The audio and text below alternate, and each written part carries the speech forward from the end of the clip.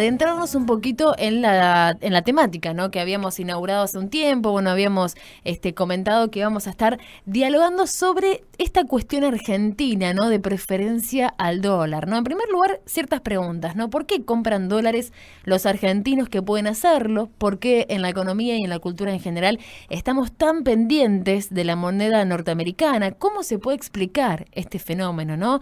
Diferentes cuestiones que quizás a uno no se le ocurre, ¿no? Porque estamos tan acostumbrados a estar pendiente del dólar que, bueno, a veces pasan desapercibidas también estas preguntas. Sabemos que en las últimas 6 o 7 décadas los argentinos hemos entendido y padecido que a largo plazo, lamentablemente, nuestra moneda nacional se desvaloriza y el dólar parece ser ante esta realidad un buen refugio, ¿no? Justamente para no perder y para poder ahorrar, aunque sea un poquito.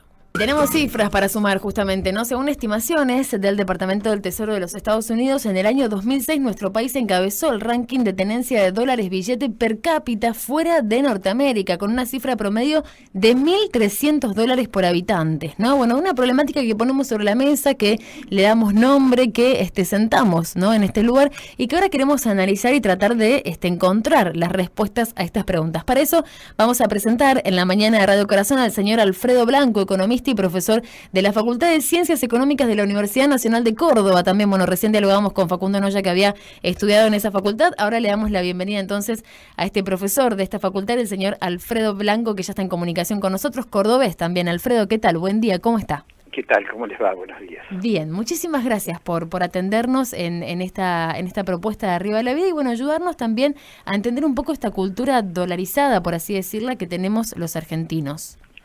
Bueno, mi opinión es que en realidad esta especie de fijación que tenemos por ver qué pasa con el dólar en Argentina en general, digamos, aunque hay sectores que obviamente no tienen la posibilidad de acceder a comprar dólares, pero en general quien lo tiene ponderado muy alto el dólar como un refugio, digamos.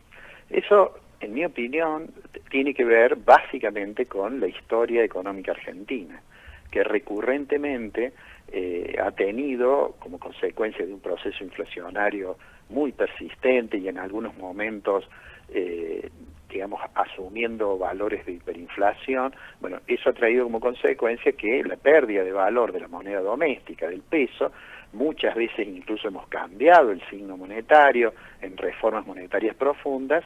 Eso ha hecho que los agentes económicos vean al dólar como un refugio más seguro, ¿no? Y a tal punto eso es así que aún en circunstancias en las cuales a veces hay un activo financiero que es más rentable, pero que está nominado en pesos, de todos modos muchas personas se inclinan por tener el dólar. Claro. Digamos, si hacemos unos digamos, pequeños números, por ejemplo, en marzo de 1967 hubo una devaluación. Una devaluación, el ministro de Economía en ese momento era el doctor Adalbert Bacena, una devaluación que llevó, en aquel momento costaba 250 un dólar, lo llevó a 3.50, es decir, un salto muy importante. En aquella oportunidad fue cuando por primera vez se fijaron retenciones, esto que generó recientemente tanta discusión. Bueno, en realidad se fijó por allá por el año 67 para que no impactara todo el aumento del dólar sobre los precios.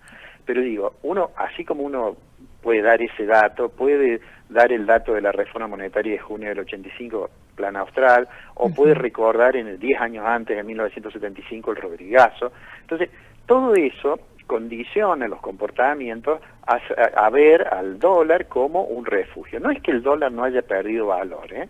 En realidad el dólar ha perdido valor y no es lo mismo $100 del año 2018 que $100 del año 50 del siglo pasado.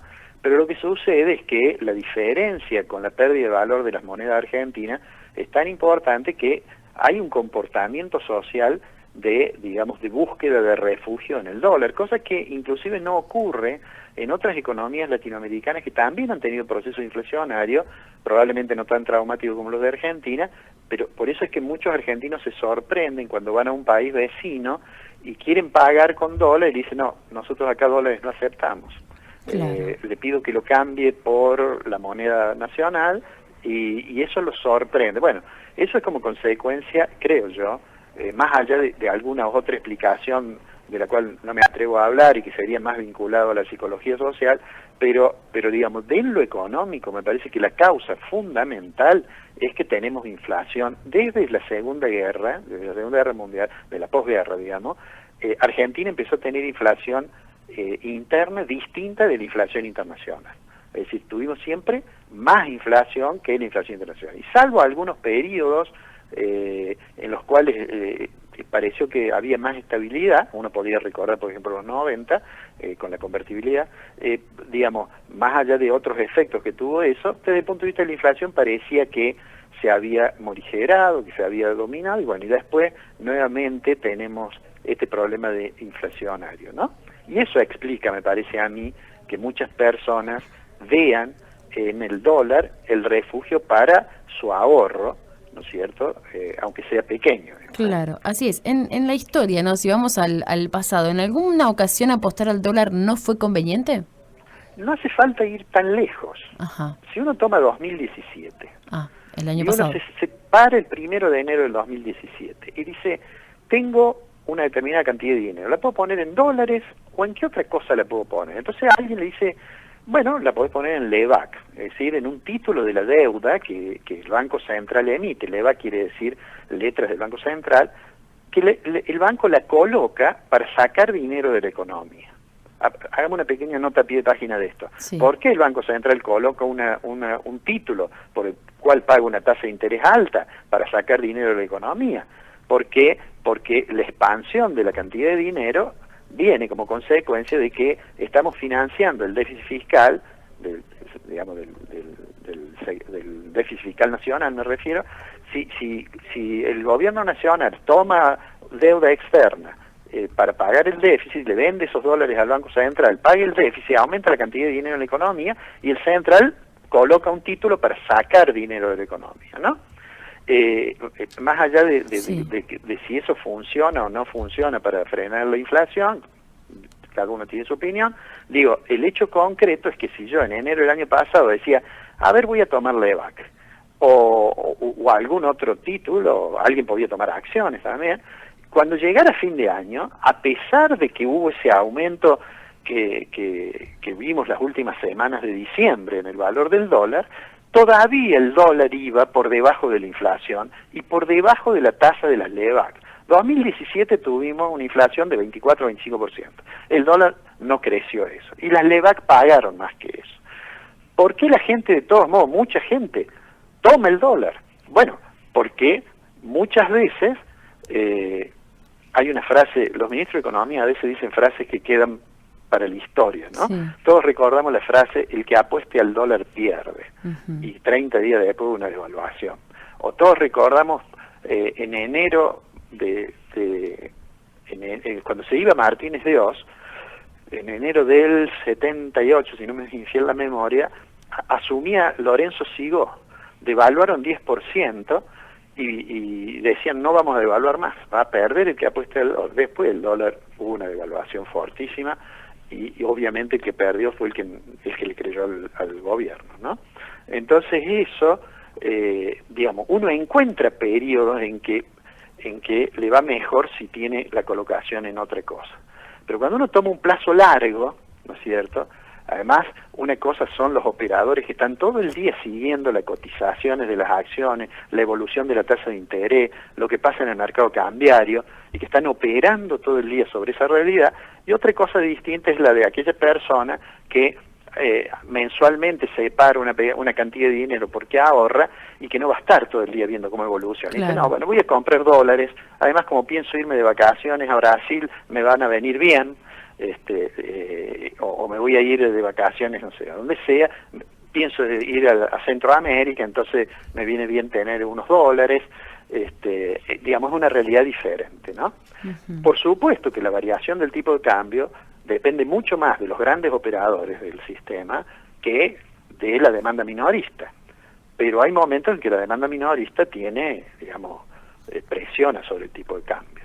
Claro, así es. Alfredo, es muy interesante todo lo que nos está diciendo, estamos aprendiendo muchísimo y quería preguntarle, ¿no? Si esta cultura dolarizada, por así decirlo, argentina, que usted recién explicaba, en términos económicos, es técnicamente correcta. O sea, si está bien que nosotros como país tengamos más confianza en un dólar que en un peso, más allá de todo esto que acaba de explicar. No, eso es, digamos, uno podría tener un juicio de naturaleza ética, digamos, pero asentado en un hecho bien concreto. Cuando alguien compra dólares, sea que los compre por la razón que sea, pero compra dólares y los saca del circuito económico, no necesariamente porque lo coloca en un paraíso fiscal, porque está eludiendo impuestos, no necesariamente por eso, pero digamos que lo saca del circuito económico. Bueno, lo que sucede es que la diferencia entre que yo tenga, vamos a usar la expresión en el colchón, que yo tenga $5.000 o use esos $5.000, los coloque en mi caja de ahorro. Cuando yo lo coloco en mi caja de ahorro, eso le da capacidad prestable al banco y probablemente le preste a alguien que va a comprar algo, mientras que si yo lo tengo en el colchón no tiene otro efecto, ¿no es cierto? No tiene un efecto de expansión de la actividad económica. Ni qué hablar cuando uno piensa en empresas que, como la expresión que se suele usar es fugar divisas, es decir, que fugan dinero en dólares al extranjero, digamos. O sea, digamos, eso le genera, obviamente, es una cosa negativa para el funcionamiento de la economía, para la capacidad de expansión del sistema productivo. Fíjese que Argentina tenemos procesos de fuga, mientras a su vez tenemos procesos de endeudamiento. Es decir, sí, estamos tomando deuda en el mercado internacional para financiar parte del déficit fiscal y a su vez estamos enviando por otra vía dólares que salen en busca de, digamos, eludir impuestos o de, digamos, territorios más seguros, lo que fuera. Es decir, que es un elemento negativo, digamos, ¿no? Tal cual. Así es. Y teniendo en cuenta que, bueno, nuestra audiencia, ¿no? Que estamos en una conversación para la gente que está escuchando en este momento, ¿no? ¿Qué tiene que hacer la clase media trabajadora, ¿no? Con ese puchito de plata que le sobra a fin de mes. ¿Es conveniente hoy, año 2018, apostar a esto? ¿Hay que apostar a otra cosa? Porque también es una realidad que uno ahorra, bueno, con esta intención también de que el día de mañana, bueno, la inflación no se coma ese ahorro. Sí. Bueno, yo creo que por algún tiempo todavía, después de este aumento que ha tenido el dólar, en realidad el dólar ha aumentado en estas últimas semanas de manera importante, pero digamos que el gobierno ha dejado que aumente, porque el gobierno tiene la posibilidad, por intervención directa del Banco Central o por intervención de bancos oficiales como el Banco Provincia de Buenos Aires o el Banco de la Nación o el Banco Ciudad, tiene la posibilidad de, yo suelo decir, de ponerle al dólar el precio que quiera. ¿Por qué digo eso? Porque tiene un nivel de reservas muy alto, es decir, las reservas internacionales de Argentina hoy son más de 60.000 millones de dólares. Entonces tiene lo que se suele denominar capacidad para disciplinar el mercado, ¿no? Pero en realidad el gobierno no quiere que se atrase el dólar. Por eso es que cuando se empezó a acercar a 20, el gobierno seguía con cierta tranquilidad viendo qué pasaba en el mercado. De todos modos, eso tiene un límite. ¿Cuál es el límite? Que si sube mucho el dólar, empieza a pegar sobre la estructura de costos, empieza a influir en las expectativas, y la lucha contra la inflación, que ya viene con suficientes problemas, porque tuvieron que modificar la meta inflacionaria 2018, entonces entra a tener problemas la posibilidad de estabilizar la economía. Entonces vuelvo a la pregunta, digo, creo, en las actuales condiciones de la economía argentina, es bastante poco probable que el dólar se aprecie en términos reales. ¿Qué quiero decir? Que crezca más rápido que la inflación. Mi impresión personal, pero por supuesto es una opinión, la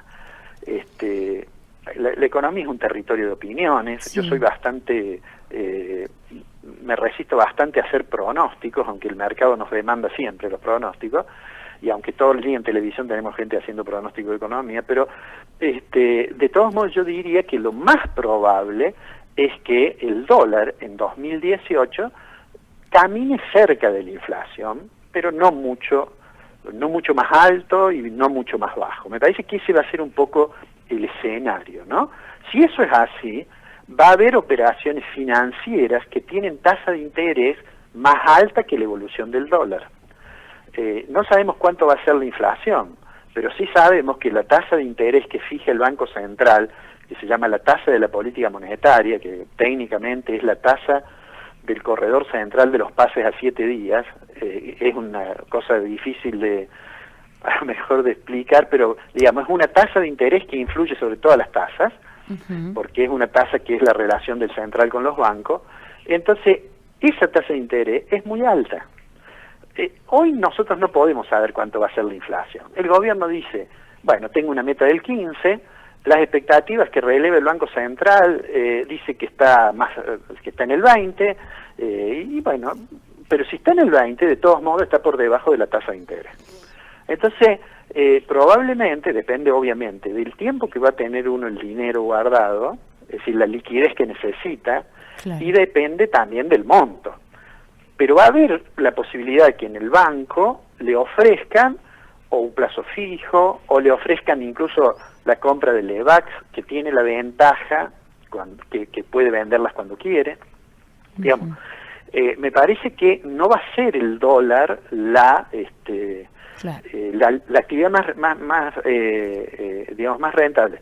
Pero lo que sucede es que depende para qué, porque si alguien dice, no, yo en realidad lo vengo guardando, no me importa, no quiero ganar en el corto plazo, pero quiero quedarme tranquilo de que voy a ir juntando esto porque en algún momento me voy a comprar una casa. Entonces probablemente esa persona, dependiendo del monto, dependiendo del tiempo que lo va a tener, no aparezca como una mala decisión, aunque en términos estrictamente financieros sea menos rentable que otra, digamos, colocar en dólares. Y para los que son más aversores al riesgo, yo diría que, dependiendo también de la cantidad que tengan, es bastante sensato, me parece a mí, hacer una selección de portafolio mixto, digamos, ¿no? Tengo algo de moneda extranjera y algo de dólar, digamos, ¿no? Claro, así es. Alfredo, le agradecemos un montón la comunicación que ha tenido con nosotros. Bueno, valoramos muchísimo el tiempo que se ha tomado. No, al contrario.